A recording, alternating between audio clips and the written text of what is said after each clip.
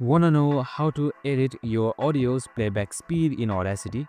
Well, no worries. In this video, I'm going to show you an easy step-by-step guide on how you can do it. It's super simple and under a minute, so let's get straight to it. Now, first things first, simply open up your Audacity application.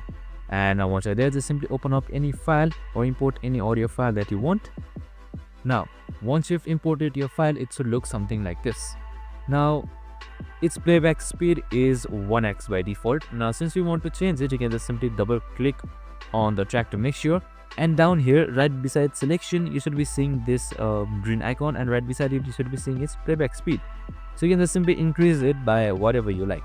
So double click on it and then select slow or fast. And now you can preview it and you can see the changes as well. And that's it. Super simple and easy. This is how you easily change the playback speed of your tracks. And I hope this video helped. If it did, make sure to like, subscribe and tune in with us for more of these videos. See you in the next one.